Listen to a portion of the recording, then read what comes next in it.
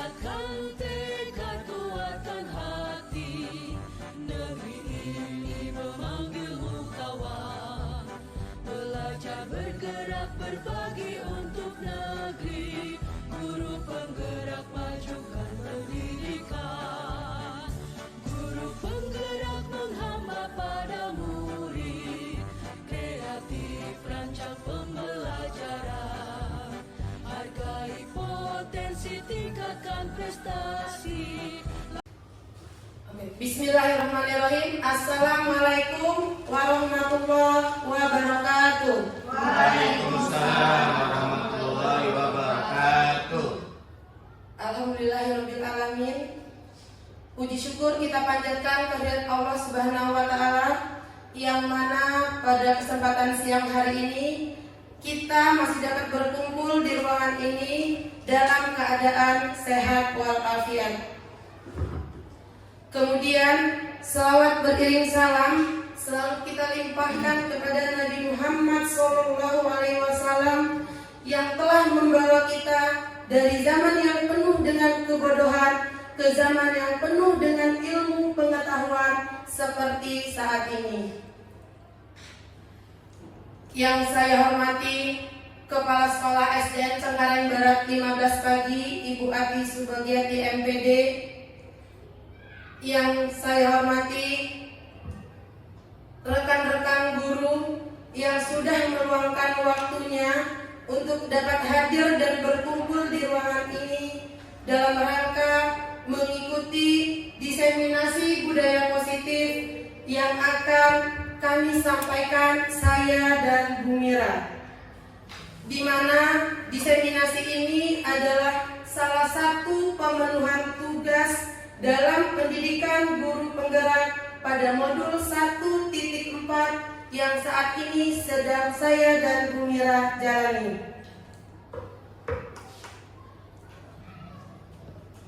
Sebelumnya, izinkan saya untuk menyampaikan rangkaian kegiatan pada hari ini. Yang pertama adalah pembukaan, kemudian sambutan dari kepala sekolah, kemudian paparan budaya positif atau kegiatan inti kita, dan yang terakhir adalah penutup. Marilah sama-sama kita buka kegiatan kita pada hari ini dengan mengucapkan basmalah. Bismillahirrahmanirrahim. Kemudian rangkaian kegiatan yang kedua adalah sambutan dari Kepala Sekolah SDN Cengkareng Barat 15 Pagi. Kepada Ibu Ati Subagiati kami persilahkan. Mohon maaf dikarenakan Kepala Sekolah SDN Cengkareng Barat 15 Pagi sedang ada kegiatan rapat di luar, maka sambutan akan disampaikan oleh Wakil Kepala Sekolah dari SDN Cengkareng 15 Pagi, Ibu Siti Lastuti SPD. Kepada Ibu Siti Lastuti saya persilahkan. Baik, terima kasih kepada Ibu Dina Mariana yang sudah memberikan waktu. Assalamualaikum warahmatullahi wabarakatuh. Waalaikumsalam warahmatullahi wabarakatuh. Alhamdulillah, puji syukur kita panjatkan kehadirat Allah Subhanahu wa taala karena di hari ini kita masih bisa berkumpul khususnya dalam kegiatan diseminasi calon guru penggerak. Saya selaku wakil kepala sekolah mewakili ibu karena ada kegiatan di tempat yang lain. Baik, kami dari pihak sekolah sangat mendukung sekali kegiatan diseminasi ini. Tentu banyak sekali manfaatnya, terutama ilmu yang didapat dari calon guru penggerak itu nantinya akan diberikan kepada teman-teman sejawat guna untuk meningkatkan pembelajaran khususnya. Dan kami mengucapkan semangat untuk Ibu Dina Mariana SPD dan Ibu Mira Pertiwi SPD yang nantinya menjadi calon guru penggerak. Demikian sambutan dari kami. Kami akhiri, wabillahi taufiq wal hidayah. Assalamualaikum warahmatullahi wabarakatuh. Waalaikumsalam warahmatullahi wabarakatuh. Terima kasih Bu Tuti atas sambutannya. Terima kasih atas dukungan rekan-rekan juga kepada saya dan Bu Mira, sehingga dari waktu ke waktu kegiatan kami dapat berjalan dengan lancar. Di sini saya dan Bu Mira akan berkolaborasi dalam menyampaikan diseminasi budaya positif. Saya pernah membaca sebuah kalimat yang kurang lebih seperti ini. Kompetensi dikerjakan agar pekerjaan lebih cepat, tetapi kolaborasi kita kerjakan agar pekerjaan menjadi lebih baik. Dan insya Allah karena diseminasi hari ini kami kerjakan secara berkolaborasi, tentunya harapan kami nanti dapat menjadi lebih baik. Baik, Bapak Ibu masih semangat semuanya? Masih. Oke, agar lebih semangat lagi, saya ingin mengajak Bapak dan Ibu untuk ice breaking terlebih dahulu. Tetapi biar semakin semangat, ice breaking-nya kita lakukan di depan ya Bapak Ibu ya. Kita akan membentuk sebuah lingkaran. Kita akan membentuk sebuah lingkaran.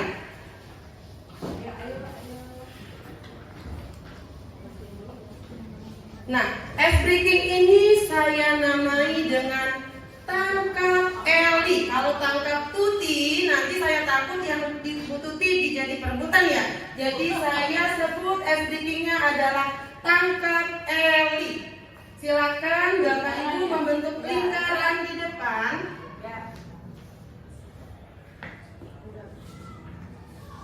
Silakan membentuk lingkaran di depan. Nanti aba-abanya seperti ini. Tangan kanan diangkat seperti ini. Jadi tangan kanan diangkat, kemudian tangan kirinya seperti ini. Oke. Nanti setiap saya mengucapkan nama Eli, maka Bapak dan Ibu menangkap jari telunjuk di sebelah kanannya. Iya. Oke, sekarang coba ya. Sekarang coba dulu. Edo, Eli. Oke, seperti itu. Jadi nanti saya akan bercerita ketika Bapak dan Ibu mendengarkan kata Eli, maka silakan menangkap jari telunjuk teman yang ada di sebelah kanannya. Oke. Oke, siap. Di suatu desa belum ada kata Eli. Hiduplah sepasang keluarga yang memiliki 4 anak kembar yang bernama Ella, Eli. Oke, ya. Jadi kata Eli harus benar. Adakah Eli yang tertangkap? Oke, belum tertangkap. Oke, kita lanjutkan. Jadi ada yang namanya Ella, Eli, Edu, dan Edo. Oke. Keluarga itu hidup dengan sangat rukun. Suatu hari, Edo pergi meninggalkan rumah. Tiba-tiba Eli bertanya. Ada orang yang tertangkap? Oke, terima kasih Bapak Ibu.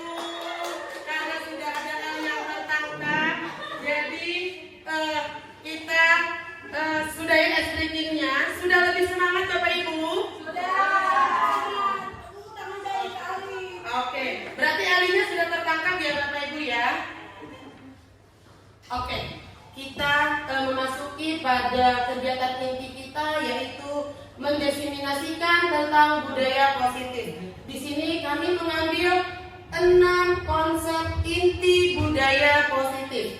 Yang pertama ada disiplin, kemudian ada keyakinan kelas, ketiga posisi kontrol guru, kemudian yang keempat perubahan paradigma belajar,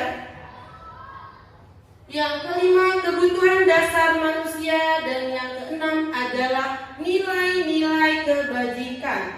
Nah, dari keenam inti konsep ini saya akan menyampaikan 3 poin dan nanti rekan saya Ibu Mira akan menyampaikan 3 poin. Oke Bapak Ibu, sekarang di depan sudah tertulis budaya positif. Apabila Bapak dan Ibu tentunya pernah mendengar budaya positif, kira-kira saat kita mendengar atau membaca kata budaya positif, apa yang terbesit di pikiran Bapak dan Ibu? Boleh yang ingin menyampaikan pendapatnya? Oke, silakan Ibu Tuti.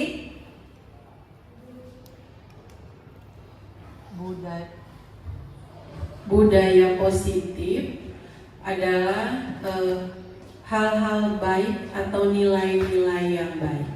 Oke, baik Bu Tuti, terima kasih. Menurut Bu Tuti, budaya positif itu adalah hal-hal yang baik atau nilai-nilai yang baik. Oke Bapak Ibu, mungkin ada lagi yang berpendapat selain Bu Tuti, silakan. Oke Bu Resi. Menurut Bu Resi nih yang terbesit saat melihat tulisan atau mendengarkan kata budaya positif. Ya, menurut saya budaya positif itu adalah keyakinan-keyakinan. Keyakinan. Oke, hebat. Benar sekali ya Bapak dan Ibu. Budaya positif itu adalah suatu nilai-nilai atau keyakinan-keyakinan, nilai-nilai yang harus berpusat kepada peserta didik. Kita kasih tepuk tangan dong buat Bu Tuti dan Bu Resi.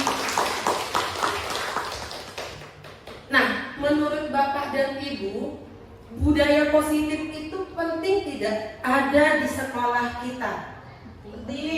Penting ya, benar sekali. Karena dengan memiliki budaya positif, maka anak-anak didik kita akan bertanggung jawab. Nah, di sini kita sebagai guru, sebagai pendidik, tentunya tidak hanya memahami budaya positif saja, tetapi kita harus menyebarluaskan tentang budaya positif, terutama bagi peserta didik kita, agar mereka menjadi siswa yang bertanggung jawab, siswa yang berbudi luhur, serta berakhlak mulia, sesuai dengan filosofinya Ki Hajar Dewantara untuk menuju ke profil pelajar Pancasila. Oke Bapak Ibu, sekarang saya akan melakukan suatu permainan, nanti Bapak Ibu yang melakukan, yaitu kegiatan kepalan tangan, yaitu coba buka. Ini harus berpasangan melakukannya, jadi mungkin yang jaraknya agak berjauhan boleh mendekat terlebih dahulu. Nanti pasangannya yang A, tentunya Bapak dan Ibu memiliki satu benda, baik itu benda mati ataupun benda hidup yang kesayangan Bapak dan Ibu. Ya, benda itu adalah kesayangan Bapak dan Ibu. Bapak dan Ibu anggap saja benda itu ada di genggaman Bapak dan Ibu, di mana teman yang B akan berusaha mengetahui apa yang ada di genggaman Bapak dan Ibu. Sampai di sini cukup memahami? Jadi kita simpan suatu benda, kita anggap saja benda ini adalah yang sangat berharga, simpan di tangan kanan kita.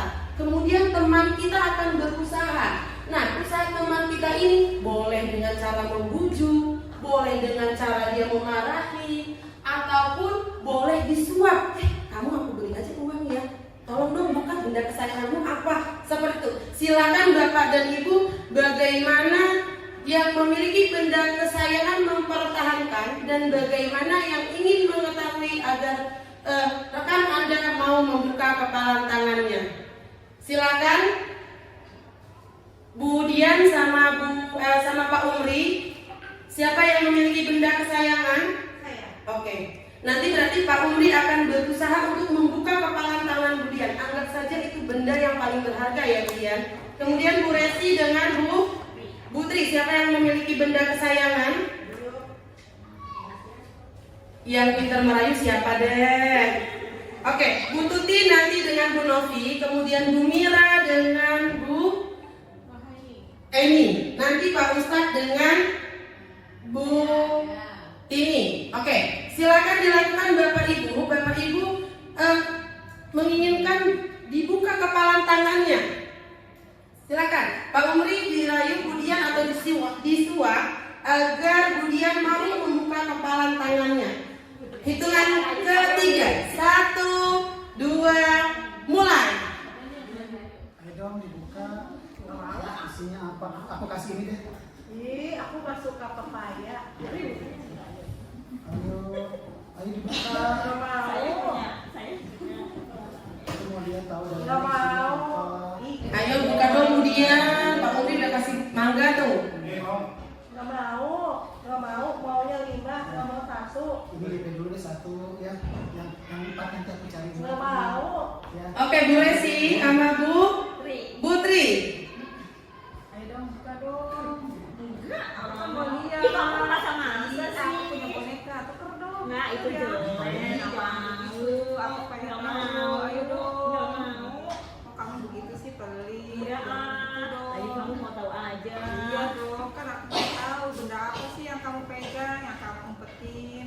Coba lihat dong. Enggak, ada pokoknya. Apa sih? Ih, nggak mau, Dri. Ini Nggak mau. cakep tahu, Nggak dengan nama mau. ini ya. Nggak mau itu, nggak mau. Aku nggak suka itu. Oke, Bu Tuti dengan Bu Novi, silakan. Bu Novi, boleh nggak benda kesayangan kamu aku minta? Kamu apa sih benda kesayangannya? Banyak, tapi aku ini Benda kesayangan satu aja, aku Tapi aja paling satu. berharga. Please deh, please ya. Kasih tidak. Ntar aku beliin permen. Kasih tidak. Ah, permen mah murah. Ya ada pizza ya. Ah, tidak, aku tidak suka pizza. Kalau burger, Enggak kayaknya kamu sering makan burger. Ntar aku beliin. suka. Beneran aku beliin, selusin. Oke, baik Bapak dan Ibu. Bagaimana? Apakah benda kesayangan kalian berhasil dibuka oleh temannya? Ataukah ada yang berhasil membuka kepalan tangannya? Sehingga Bapak dan Ibu dapat mengetahui apa sih benda kesayangan temanku? Ada yang berhasil? Tidak. Oke, baik Bapak dan Ibu. Berarti apa yang terjadi di sini Bapak dan Ibu? Yang terjadi adalah sesungguhnya siapa yang memegang kendali diri kita? Kita sendiri, ya. Bagaimana kita mau membuka atau tidak mau membuka itu adalah diri kita sendiri yang mengendalikannya. Ada Dr. William Besser mengatakan dari teori kontrol, semua perilaku memiliki tujuan. Bahkan terhadap perilaku yang tidak disukai. Jadi semua perilaku itu adalah memiliki tujuan sekalipun itu terhadap perilaku yang tidak disukai. Hanya diri Anda yang bisa mengontrol Anda. Anda tidak bisa mengontrol diri orang lain. Nah, kita lihat di sini Bapak Ibu. Disiplin positif setuju atau tidak apabila guru dapat mengendalikan penuh murid di dalam kelas. Setuju tidak? Dari tadi yang kita coba buka, berarti kalau dilihat guru dapat mengendalikan penuh murid di kelas. Setuju? Setuju tidak Bapak Ibu? Tidak. Iya, benar sekali Bapak Ibu. Pada dasarnya murid di kelas itu tidak sepenuhnya dapat dikendalikan oleh guru. Kemudian mengkritik dan membuat murid merasa bersalah dapat menguatkan karakter murid. kira-kira kalau kita membuat murid itu merasa bersalah, apakah sang murid tersebut akan karakternya lebih kuat? Iya tidak? Tidak. Bahkan kalau kita membuat murid itu merasa bersalah akan hal-hal negatif yang terjadi, mungkin dia akan merasa minder. Kemudian peraturan harus dipatuhi. Apabila dilanggar, maka konsekuensinya adalah hukuman. Bolehkah kalau tidak mematuhi peraturan maka anak-anak akan dihukum? Tidak ya, karena hukuman itu sifatnya menyakitkan. Dan bahkan dalam bentuk hukuman adalah menyakitkan dalam jangka waktu yang panjang. Kemudian ada yang terakhir, hadiah itu penting untuk memotivasi murid. Penting tidak menurut Bapak dan Ibu? Hadiah itu penting untuk memotivasi murid. Tidak. Memang dalam jangka yang saat kita berikan hadiah, mungkin itu akan tumbuh motivasi, tapi itu akan tumbuh motivasi secara ekstrinsik. Jadi bukan motivasi dari dalam siswa. Bahkan yang saya ketahui, hadiah itu dapat merusak hubungan. Hadiah itu dapat mengurangi kreativitas. Jadi hadiah bukanlah hal penting dalam memotivasi murid-murid didik kita. Nah, dapat kita simpulkan bahwa disiplin itu apa sih? Yang selama ini kita tahu kalau disiplin itu adalah suatu aturan. Gitu ya? Sesuatu aturan yang harus dipatuhi. Tetapi dari beberapa tadi materi yang disampaikan kita dapat simpulkan, apa sih peraturan itu? Apa sih disiplin itu?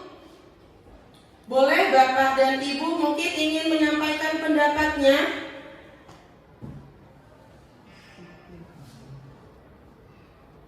Disiplin. Tentunya kita sering sekali ya mendengarkan disiplin. Mematuhi peraturan. Bu Tuti, terima kasih Bu Tuti. Menurut Bu Tuti disiplin itu adalah mematuhi aturan. Ada lagi? Baik. Pelanggaran diri siswa terhadap tata tertib. Pelanggaran diri siswa, kesadaran diri siswa terhadap tata tertib. Kita lihat ya Bapak dan Ibu. Nah, disiplin itu adalah suatu bentuk kontrol diri, di mana belajar untuk mengontrol diri agar dapat mencapai suatu tujuan mulia. Jadi yang dikatakan disiplin itu apabila kita sendiri sudah dapat mengontrol diri kita.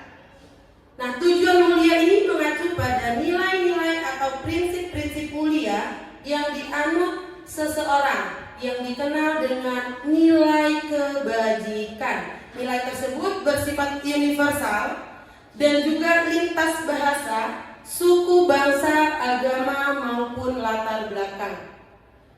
Nah, pada nilai-nilai kebajikan ini dapat kita terapkan Bapak dan Ibu di dalam kelas kita, yaitu salah satunya melalui keyakinan kelas. Apakah Bapak dan Ibu sudah membuat keyakinan kelas? Sudah, alhamdulillah ya. Ternyata di ASN Tengah Barat 15 pagi itu keyakinan kelas sudah tidak asing lagi ya. Sudah diterapkan bahwa kita sudah memiliki keyakinan kelas. Mengapa tidak peraturan saja? Mengapa harus keyakinan kelas? Oke Bapak Ibu, mengapa tidak peraturan saja? Mengapa harus keyakinan kelas? Di sini ada pertanyaan, menurut Bapak dan Ibu, apakah keyakinan kelas dan peraturan kelas itu adalah sama? Sama tidak Bapak Ibu? Beda. Coba cung yang berbeda mungkin angkat tangannya boleh. Yang menganggap itu sama? Ada yang menganggap itu sama tidak? Oke, yang menganggap itu berbeda. Oke. Yang menganggap peraturan kelas dan keyakinan kelas adalah tidak sama. Sama tidak Bapak Ibu? Tidak. Oke, kita buktikan ya sama atau tidak. Oke, benar sekali Bapak Ibu. Peraturan kelas itu berbeda dengan keyakinan kelas. Atau jangan-jangan di sekolah kita selama ini yang diterapkan masih peraturan di kelas. Coba nanti kita akan cek ya, Bapak dan Ibu. Berarti di sini peraturan tidak sama dengan keyakinan kelas. Kalau begitu perbedaannya apa ya? Nah, di sini apabila suatu peraturan, maka guru membuat peraturan, siswa yang akan menaati peraturan tersebut. Namun, pada keyakinan kelas, maka kita akan membuat kesepakatan secara bersama-sama. Jadi, baik guru maupun muridnya akan membuat kesepakatan. Keyakinan kelas melibatkan guru dan murid, benar tidak Bapak dan Ibu? Benar. Oke, kita cek ya. Oke, benar sekali bahwa keyakinan kelas itu melibatkan guru dan murid. Yang ketiga, dasar dari keyakinan kelas adalah nilai-nilai kebajikan atau nilai-nilai universal. Benar tidak? Kalau kita membuat keyakinan kelas itu kita menggunakan nilai-nilai universal. Betul, kita cek ya. Oke, benar sekali. Ya, bahwa keyakinan kelas itu kita menggunakan nilai-nilai universal. Nah, ini ada beberapa saya tampilkan nilai-nilai kebajikan universal.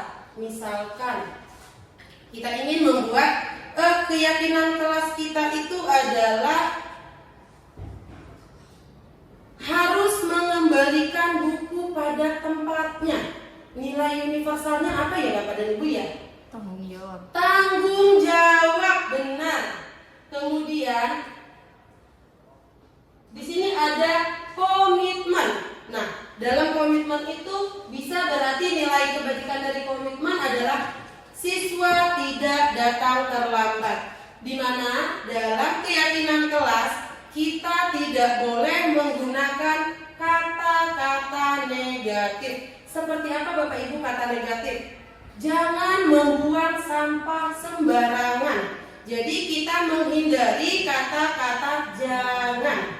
Tidak boleh makan di dalam kelas. Jadi itu nanti kita ubah ke kalimat positif, lalu kita masukkan ke dalam nilai-nilai kebajikan. Kita cek ya Bapak dan Ibu, apa nilai kebajikan atau nilai universal dari peraturan berikut ini? Saling membantu. Menurut Bapak dan Ibu, saling membantu itu nilai universalnya apa ya? Gotong royong. Gotong royong, apa lagi? Tolong menolong. Apa lagi? Ada lagi tidak? Bekerja sama.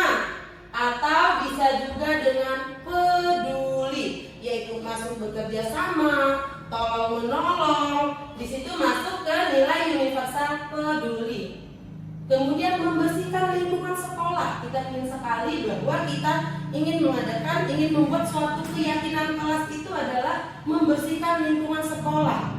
Kira-kira nilai dari nilai universal membersihkan lingkungan sekolah apa ya Bapak Ibu ya? Kita cek. Menjaga kebersihan itu adalah nilai universalnya.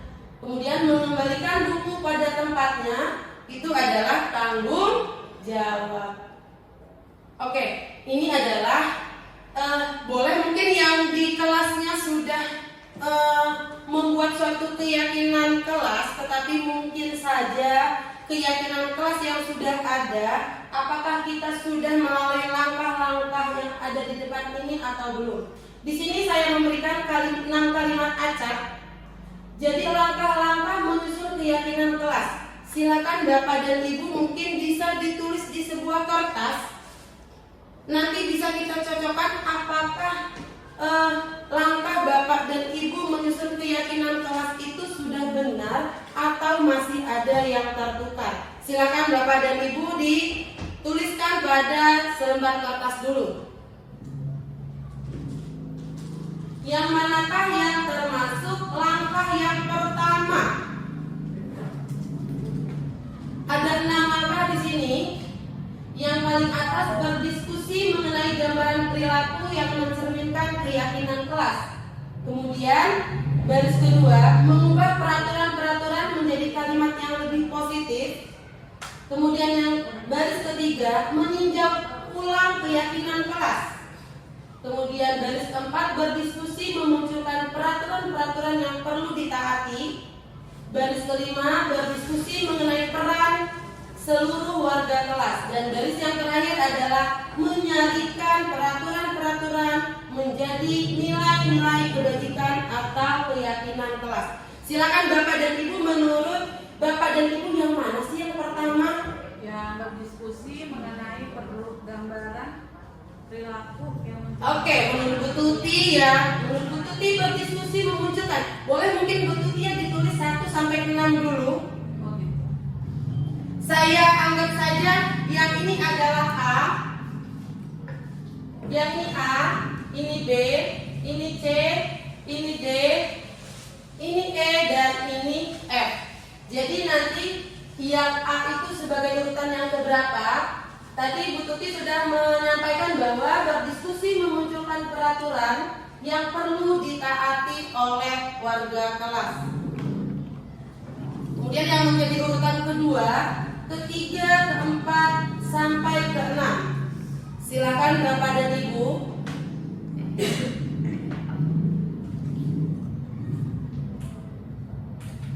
Sudah ada yang selesai menuliskan, boleh mungkin disampaikan. A, B, C, D. Jadi D-nya sama dengan 1.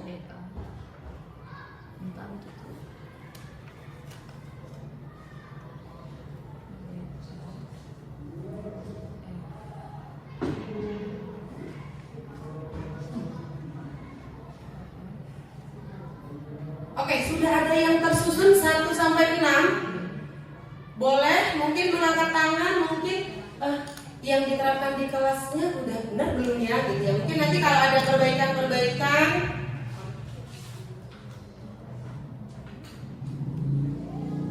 Jadi A, B, C, D. Yang 1 itu adalah yang D. Bu Eni mungkin sudah tersusun.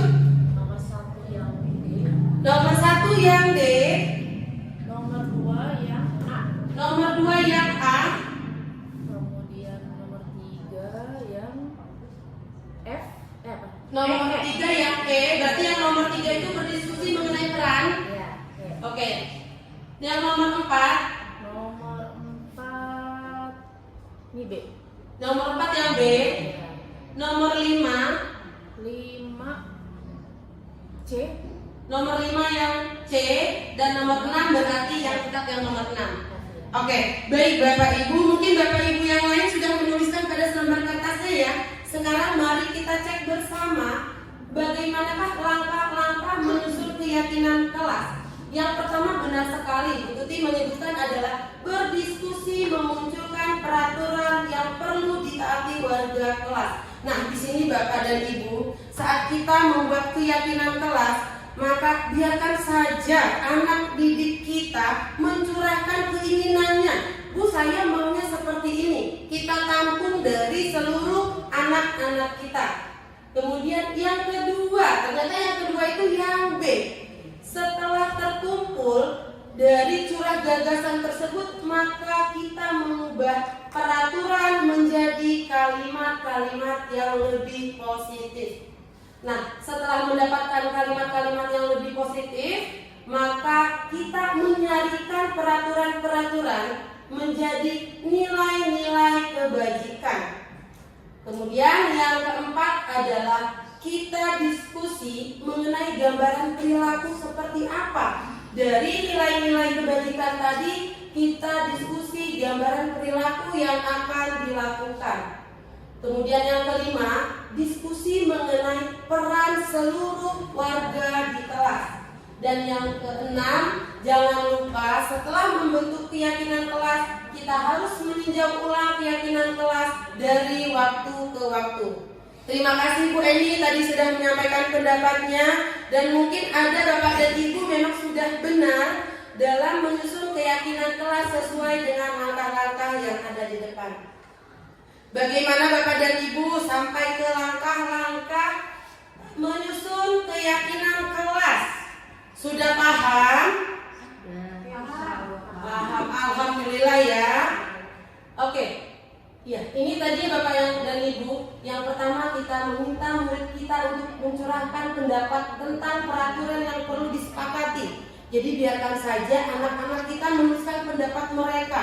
Boleh kita tulis di papan tulis atau boleh meminta mereka untuk menuliskan di selembar sticky note, kemudian ditempel di depan.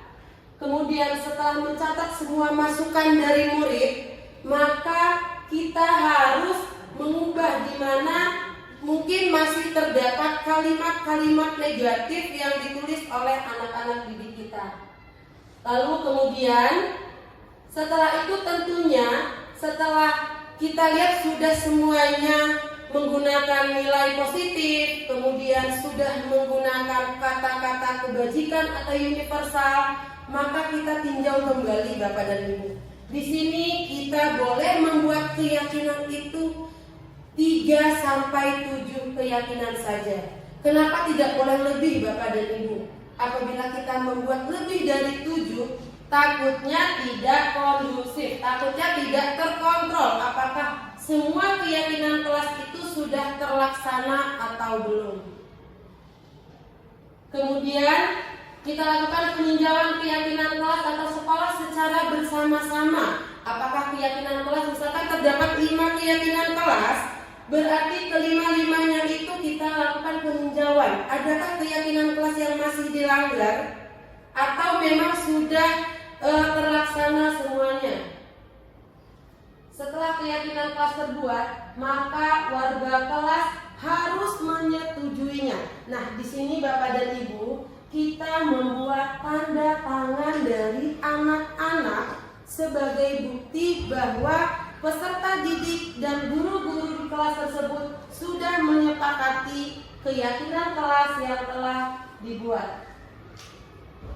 Yang ketiga, yang terakhir, keyakinan sekolah atau kelas bisa diletakkan di dinding-dinding kelas di tempat yang mudah terlihat, supaya saat mungkin ada yang lupa keyakinan kelas kita apa saja ya. Nah, mungkin nanti bisa terlihat di sana. Setelah selesai, Bapak dan Ibu mungkin anak-anak sudah menyetujui dari keyakinan kelas yang dibuat, yang sudah disepakati. Kita akan masukkan kegiatan pendalaman pada tabel T dan Y. Di sini pada tabel T itu ada hormat, bekerja, diterima dan dimiliki. Hormat di sini misalnya tampak dan tidak tampak. Datang tepat waktu, berarti itu dari tabel T-nya adalah yang tampak seperti. Tetapi yang tidak tampak seperti adalah sering datang terlambat. Kemudian pada tabel Y itu ada terdengar, terlihat, dan berperilaku. Seperti apa misalkan terdengarnya? Misalkan anak-anak terdengar, "Permisi Ustaz, permisi Bu Resi," itu terdengar ya Bapak dan Ibu ya. Kemudian terlihatnya bagaimana? Dia terlihat saat kita melihat dia permisi, mendengarkan dia mengucapkan permisi, maka kita di situ akan terlihat perilaku yang menunjukkan bahwa di sana dia telah melaksanakan keyakinan kelas yang telah dibuat. Berarti perilaku dari kata permisi, misalkan dia menundukkan kepalanya. Jadi di sini untuk kegiatan pendalaman keyakinan kelas itu kita bisa masukkan ke dalam tabel T dan Y. Bapak dan Ibu, di sini saya ada menuliskan peraturan dan keyakinan kelas. Selalu mengembalikan buku tepat waktu. Keyakinan kelas kita apa ya Bapak dan Ibu ya? Tanggung jawab. Kemudian dilarang mengganggu orang lain. Menghormati orang lain. Hadir di sekolah 15 menit sebelum pembelajaran dimulai. Komitmen. dilarang melakukan kekerasan. Kira-kira kalau kita ingin sekali saling sayang, boleh. Berarti di sini adalah keselamatan atau menghormati orang lain. Dilarang menggunakan narkoba. Kesehatan. Kemudian bergantian atau menunggu giliran itu adalah kesabaran. Gunakan masker adalah kesehatan. Jangan berlari di kelas atau koridor adalah keamanan dan keselamatan. Nah, Bapak dan Ibu, ini ada di kelas 5B sudah membentuk suatu keyakinan kelas.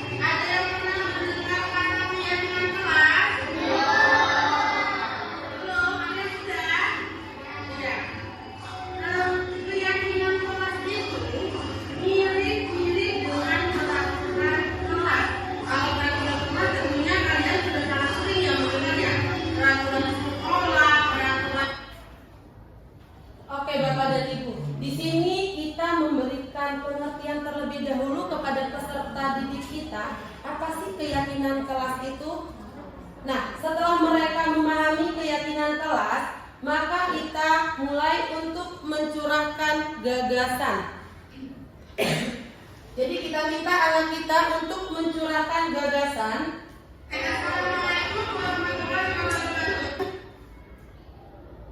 Setelah curah gagasan mereka telah dibuat, kemudian kita tempel di papan tulis untuk mengecek kembali apakah mereka masih menggunakan kalimat-kalimat yang negatif atau sudah kalimat yang positif.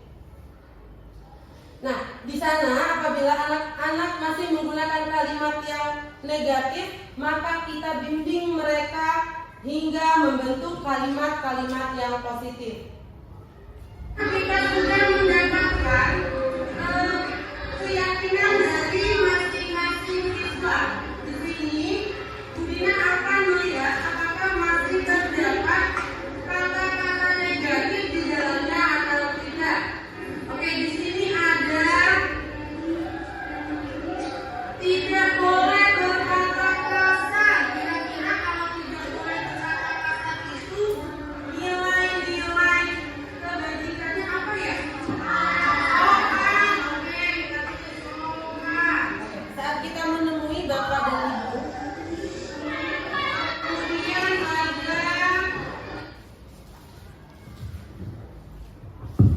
saat kita menemui anak-anak kita masih menuliskan kata-kata negatif, maka kita langsung mengubahnya ke kalimat positif. Nah, setelah itu tentunya kalimat-kalimat positif itu sudah muncul, kita beralih ke mengubahnya menjadi kalimat universal. Nah, setelah menjadi kalimat universal, kita kerucutkan lagi Bapak dan Ibu. Misalkan saling menghormati, kemudian saling menghargai. Nanti kita kerucutkan paling banyak dari yang kita buat itu maksimal 7 keyakinan kelas. Tidak boleh datang terlambat, tinggalkan juga sama. Terlambat, kita sudah mendapatkan keyakinan.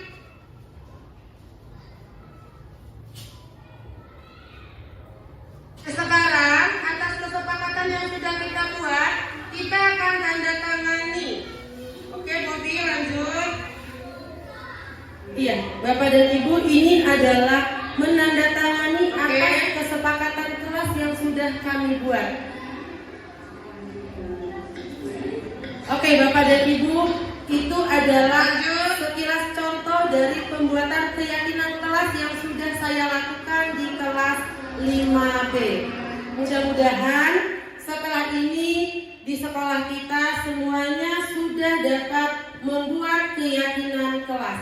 Nah, setelah dibuat keyakinan kelas, maka kita sebagai seorang guru pun harus tahu memposisikan posisi kontrol guru bagi diri kita. Di sini ada posisi kontrol guru ada 5. Yang pertama menghukum, kemudian membuat rasa bersalah, kemudian teman, pemantau, dan manajer. Bapak Ibu sekarang boleh renungkan dan dituliskan posisi saya sebagai guru di kelas itu sebagai apa ya? Yang pasti kita ingat, saya mungkin masih tergolong ke posisi kontrol sebagai guru penghukum. Kemudian apakah membuat rasa bersalah pada anak, atau posisi saya masih sebagai teman? Kemudian apakah saya hanya memantau anak-anak saja, atau sudah menjadi guru yang menempati posisi kontrol gurunya di manajer? Silakan Bapak dan Ibu, mungkin tidak perlu dibacakan, tetapi nanti Bapak dan Ibu sesuaikan dengan video yang akan saya putarkan di sini. Apakah posisi kontrol yang Bapak tuliskan atau Ibu tuliskan sudah sesuai dengan yang dilaksanakan?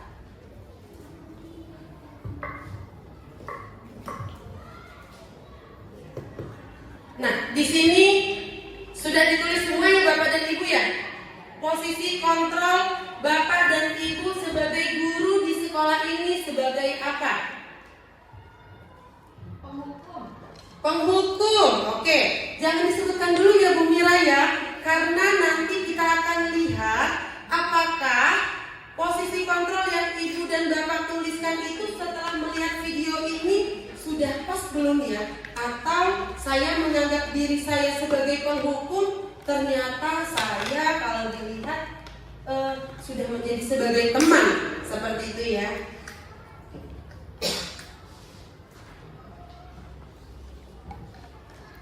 Nah, ini ada video posisi sebagai penghukum.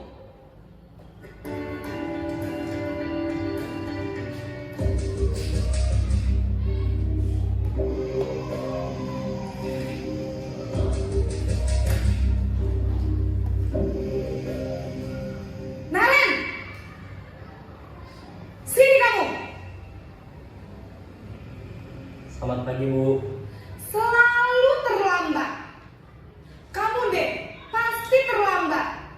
Maaf Bu, saya... Apa? Apa coba? Alasan kamu apa lagi? Kapan sih kamu tidak terlambat? Malas sekali ya kamu jadi anak. Saya... Dasar pemalas. Gak kapok-kapok sih kamu. Sudah berapa kali terlambat? Sana, kamu keliling lapangan basket 2 kali. Kenapa saya harus keliling lapangan basket Bu? Kenapa? Kamu melawan ibu. Berani-beraninya jawab. Sudah terlambat masih berani jawab pula. Sekarang keliling lapangan basket 5 kali sekalian. Biar kapok. Cepat. Pergi sana ke lapangan basket. Oke, baik Bapak dan Ibu, itu tadi adalah kontrol guru sebagai penghukum. Dimana kalau kita lihat ya Bapak dan Ibu, jika kita menjadi atau memiliki guru yang menempati posisi kontrolnya sebagai penghukum, sedih sekali sang anak tadi dibentak-bentak, kemudian rasa sakit itu akan berkelanjutan. Jadi tidak hanya hari itu saja dia merasakan sakit, bahkan sampai nanti dia melanjutkan ke jenjang yang berikutnya pun sang anak tersebut masih teringat atas ucapan-ucapan yang disampaikan atau yang dia terima saat dia dihukum oleh gurunya. Adakah Bapak dan Ibu yang di sini sebagai penghukum?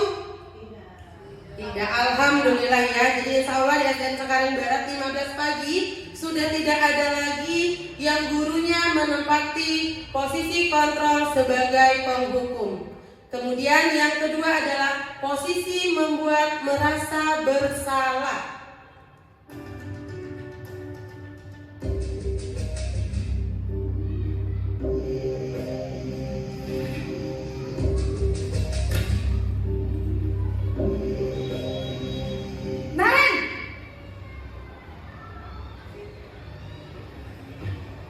Selamat pagi, Bu. Naren, kamu kenapa terlambat lagi, nak? Ya Tuhan, Naren, kamu senang ya bikin ibu susah ya? Kalau kamu terlambat lagi, nanti ibu yang ditegur bapak kepala sekolah, nak. Disangka ibu tidak bisa membina kamu. Duh, gimana ini? Maaf, Bu. Duh, Gusti Naren, kamu suka ya kalau ibu ditegur bapak kepala sekolah? Terus, sekarang ibu harus tulis apa ini di buku absen? Ini kamu sudah sering terlambat loh. Ibu harus apa coba? Maaf, Bu. Maaf sekali. Ya sudah, lain kali jangan bikin ibu susah lagi ya, nak ya. Ibu tidak akan kuat lagi kalau kamu begini terus. Bisa jantungan kalau ibu ditegur bapak kepala sekolah. Sana cepat ke kelas. Maaf ya, Bu. Maaf sekali. Baik, Bapak dan Ibu, itu tadi adalah contoh guru menduduki posisi kontrol membuat anak merasa bersalah.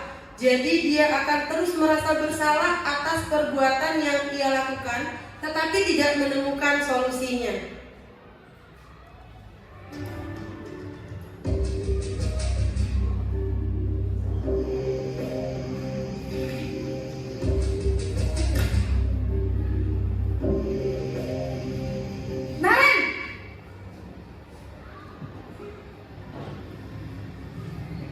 Selamat pagi, Bu. Wah, sudah jam berapa ini, nak? Terlambat lagi ya, sayang? Iya, Bu. Habis ibu saya lupa bangunkan saya, Bu. Kamu malah menyalahkan ibu kamu. Kamu bukannya anak yang larinya paling kencang. Kok terlambat sih?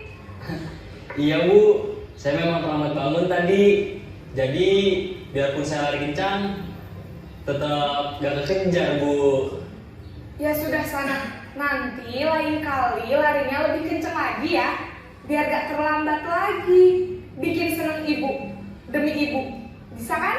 Bisa lah, Bu. Ya sudah, sana masuk kelas. Ibu beresin urusan absen kamu.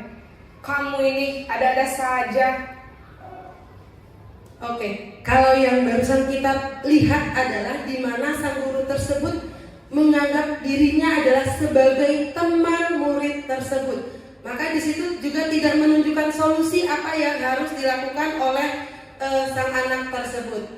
Kemudian yang selanjutnya adalah sebagai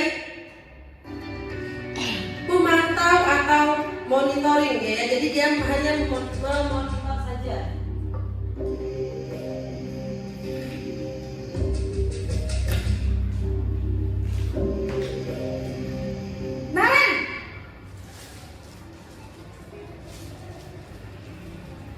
Selamat pagi, Bu.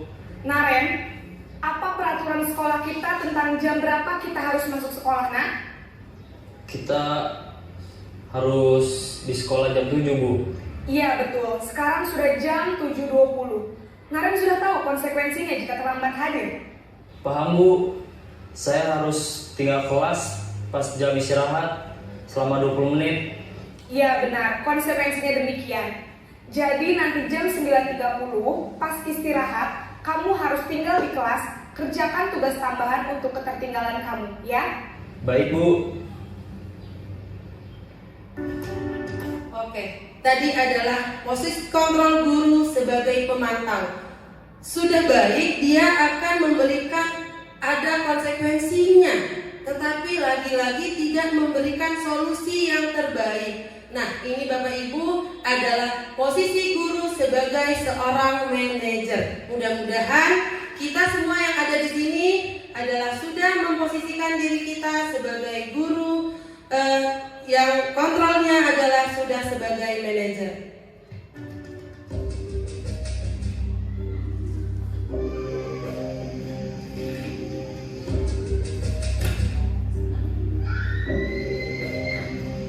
Naren,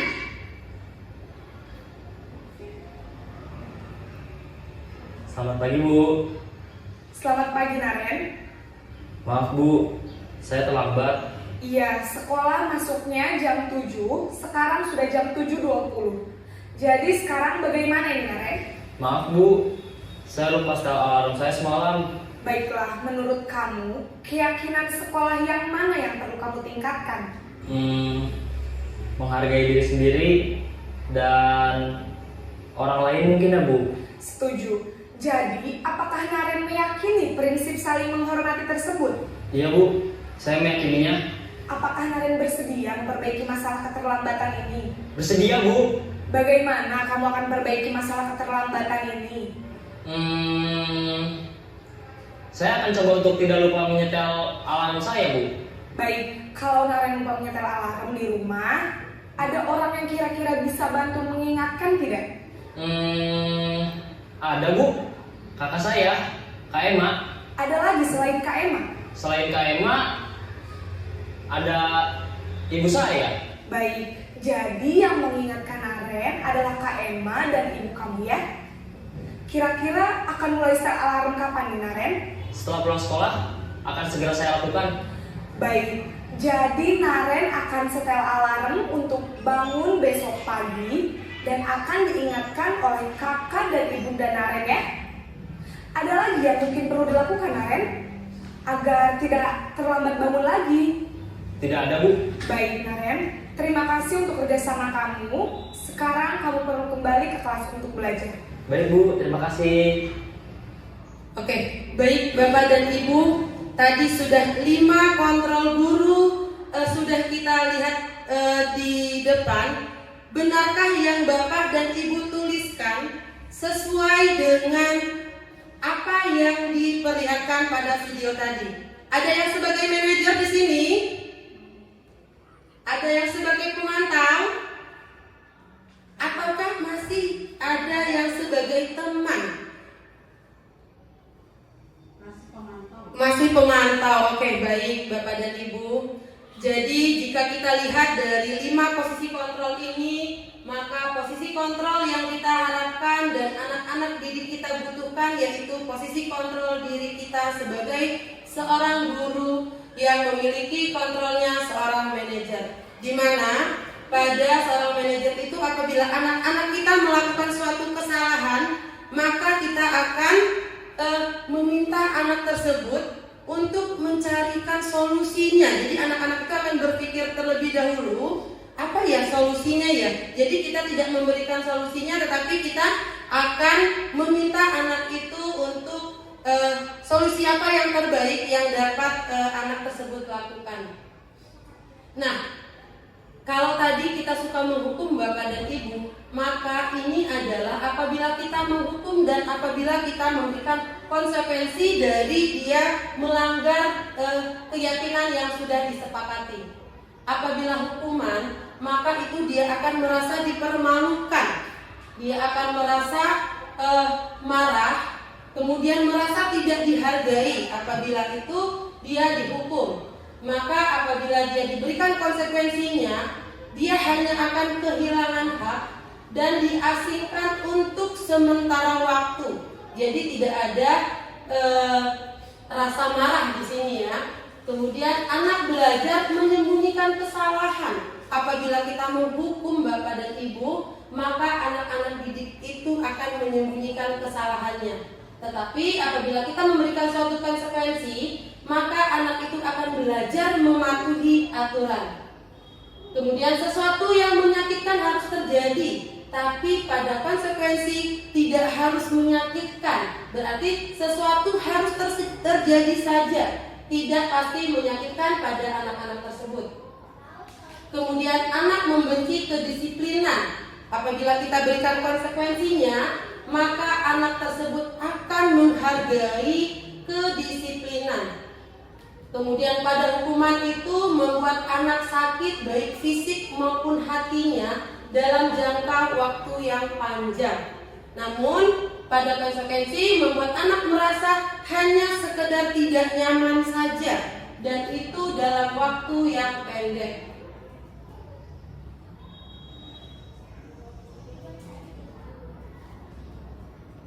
Oke, baik Bapak dan Ibu, ini adalah tadi 5 posisi kontrol yang sudah kita tonton videonya.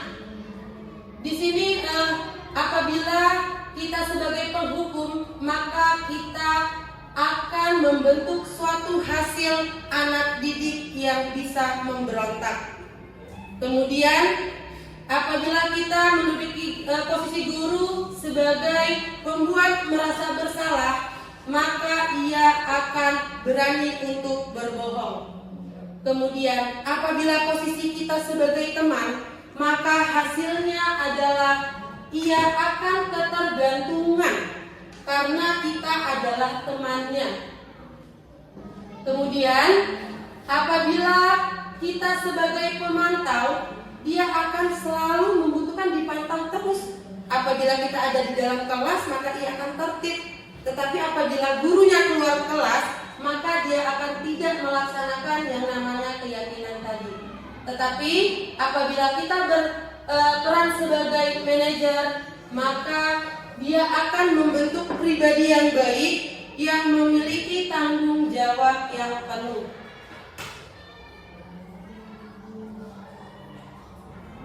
Baik Bapak Ibu, sekarang kita akan mengidentifikasi patuhi aturan saya atau awas. Berarti posisi kontrol gurunya sebagai awas. Ada kata awas. Penghukum. Iya, benar sekali. Ibu sangat kecewa sekali dengan kamu. Membuat rasa bersalah. Kemudian apa yang telah kamu lakukan? Berarti posisi kontrol apa apabila kita masih sering mengucapkan apa yang sudah kamu lakukan? Berarti kita sebagai pemantau. Ayo bantulah demi Bapak ya, sebagai teman. Kemudian kamu selalu saja salah, kamu selalu saja salah. Berarti dia sebagai penghukum. Nah, ini adalah sebuah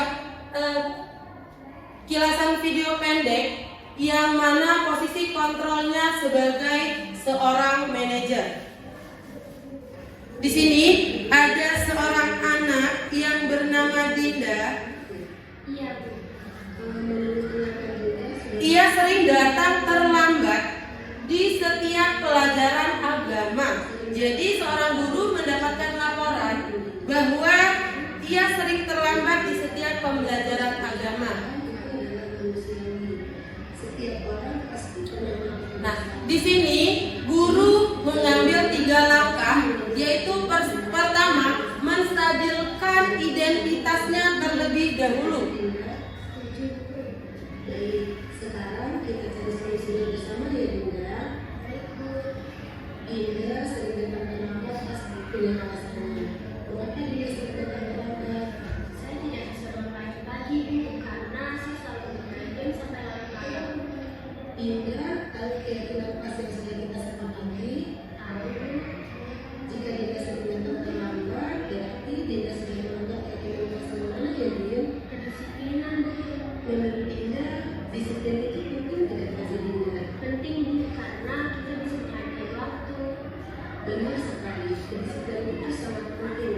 Dengan disiplin kita dapat menghargai waktu, kita dapat menghargai orang yang ada di sekitar kita, melatih kemandirian, juga kita dapat menumbuhkan rasa peduli kita terhadap orang lain. Ya, Bu, saya menyesal saya dengan bahasanya. Iya Dinda, Dinda sudah melakukan hal yang terbaik. Dinda sudah benar. Oke Bapak Ibu, itu adalah posisi kontrol seorang guru sebagai manajer, di mana seorang Dinda ini diyakinkan, distabilkan dulu identitasnya, kemudian pada akhirnya dia menemukan solusi atas kesalahan yang ia lakukan. Bapak dan Ibu, sampai sudah kita di kegiatan akhir kita, mudah-mudahan dari desiminasi ini membawa kebermanfaatan bagi kita semua.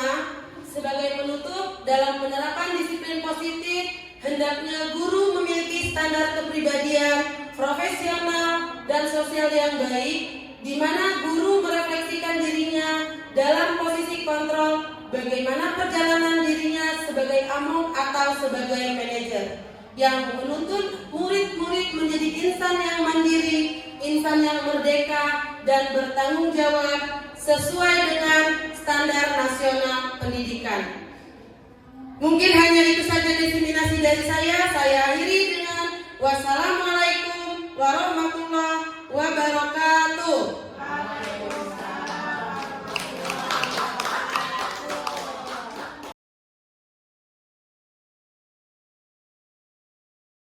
Assalamualaikum warahmatullahi wabarakatuh.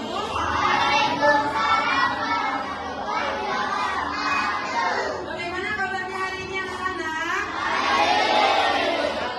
Alhamdulillah baik. Nah, baik anak-anak, hari ini kita akan membuat keyakinan kelas. Ada yang pernah mendengar kata keyakinan kelas? Belum? Ada yang sudah? Iya. Keyakinan kelas itu mirip-mirip dengan peraturan kelas. Kalau peraturan kelas tentunya kalian sudah sangat sering ya mendengar ya. Peraturan sekolah, peraturan kelas. Misalkan apa peraturannya? Datang tepat waktu. Ya, tapi itu adalah sebuah peraturan. Nah, hari ini kita akan sama-sama membuat keyakinan kelas. Kenapa kita membuat keyakinan kelas? Karena dengan membuat suatu keyakinan, maka kalian akan meyakini, kemudian kalian akan dapat bertanggung jawab atas apa yang sudah disepakati bersama. Contohnya, sesama teman harus saling hidup rukun. Berarti keyakinan apa? Kita harus rukun. Kemudian misalkan lagi ada tidak boleh mencontek saat ulangan. Biasanya ada ya peraturan seperti itu. Nah, tetapi dalam keyakinan kelas ini kita tidak boleh menggunakan kata-kata negatif. Seperti apa kata-kata negatif itu? Tidak boleh, jangan. Kemudian apa lagi kata negatif? Tidak boleh buang sampah sembarangan. Jangan merokok di lokasi ini. Misalkan ya, itu adalah bentuk kata-kata negatif. Kita gunakan kata-kata yang positif. Misalkan, kalau tidak boleh mencontek saat ulangan, kira-kira kata-kata positifnya apa ya kalau tidak boleh mencontek? Mencontek itu adalah perbuatan yang tidak jujur, tidak baik. Maka kata-kata positifnya adalah harus jujur. Paham sampai di sini? Nah, sekarang silakan anak-anak menuliskan satu keyakinan menggunakan kata-kata positif. Nanti apabila sudah, silakan tempel di kertas yang sudah tempel di papan tulis. Silakan sekarang ditulis satu keyakinan yang akan kita bentuk. Ya, silakan ditulis satu keyakinan. Apabila sudah, maka boleh kalian tempel di papan tulis.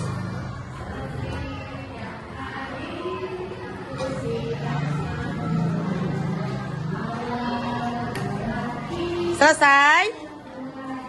Oke, silakan ditempel apabila sudah selesai.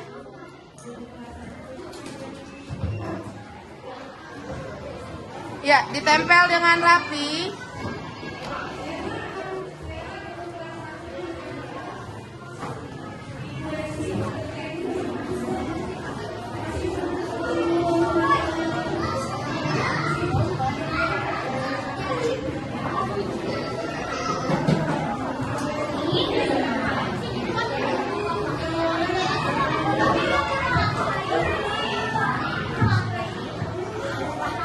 Oke, yang rapi nempelnya.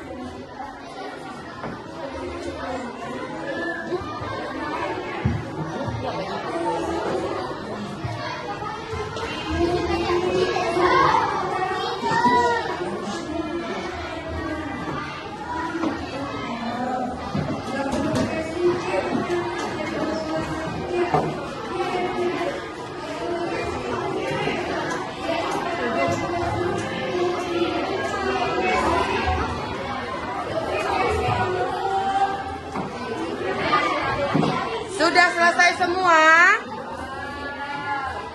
Oke, sekarang kita sudah mendapat, setiap siswa sudah menuliskan satu keyakinan yang diingini. Nah, nanti keyakinan yang sudah kalian buat, kita akan membuat kesepakatan. Ya, siap ya? Kita sudah mendapatkan keyakinan dari masing-masing siswa. Di sini Budina akan melihat apakah masih terdapat kata-kata negatif di dalamnya atau tidak. Oke, di sini ada tidak boleh berkata kasar. Kira-kira kalau tidak boleh berkata kasar itu nilai-nilai kebajikannya apa ya? Sopan. Oke, kita tulis sopan. Kemudian ada tidak boleh datang terlambat. Komitmen. Oke, masih ada lagi yang menggunakan kata-kata negatif. Oke, ada lagi satu nih, tidak ada perundungan. Berarti kalau tidak ada perundungan, sesama teman itu harus hidup rukun.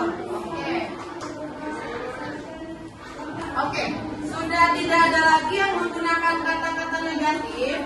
Nah, dalam pembuatan keyakinan kelas itu, kita merumuskan lagi maksimal itu 3 sampai 7 keyakinan kelas yang akan kita bentuk. Dimana nanti yang sama itu akan Budina copot ya. Misalkan ada saling toleransi, saling menghormati. Ini sama ya, kita tinggalkan. Ini juga sama. Tidak boleh memanggil teman dengan nama julukan. Berarti tadi harus apa tuh? Kita harus saling menghormati ya.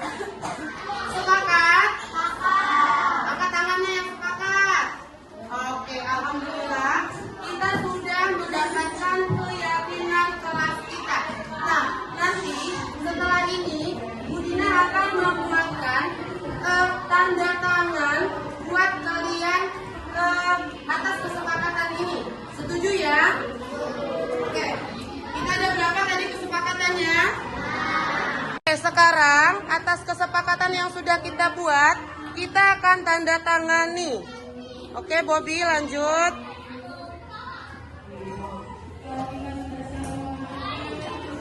Oke.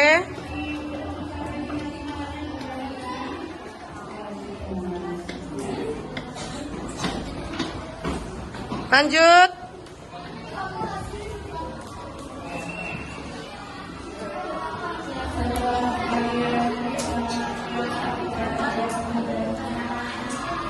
Oke.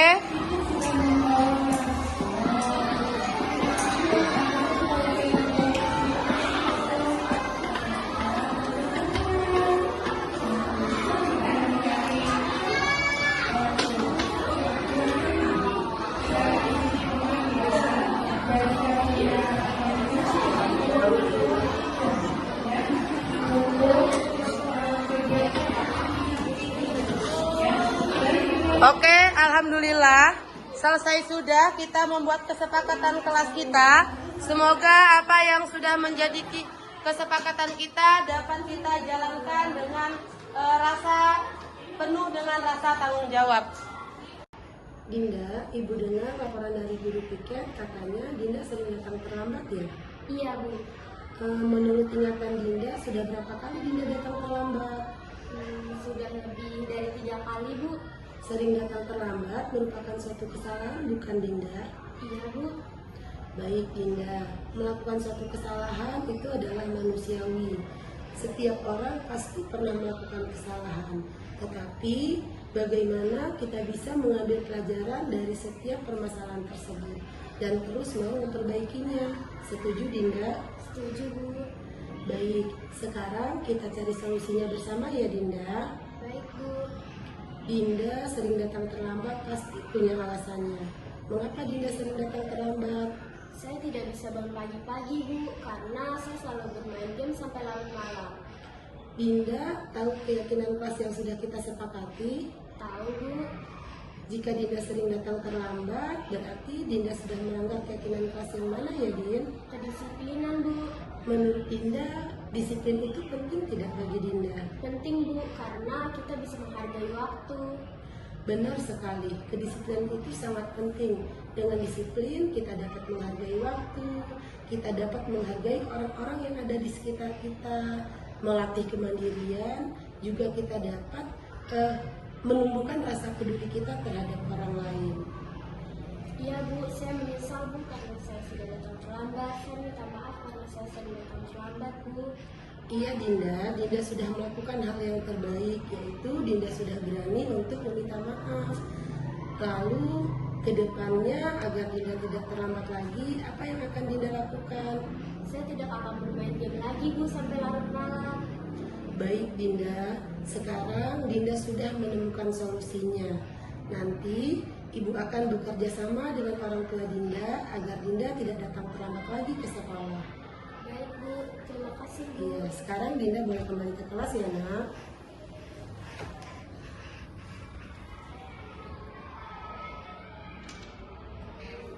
Assalamualaikum warahmatullahi wabarakatuh. Perkenalkan, nama saya Dinda Calista Ayu Ningtyas. Saya murid dari kelas 5B. Saya sangat senang sekali dapat berdiskusi dengan Ibu Dina untuk menyelesaikan masalah solusi saya. Solusinya adalah saya tidak akan bermain game lagi sampai larut malam. Sekian, terima kasih. Assalamualaikum warahmatullahi wabarakatuh.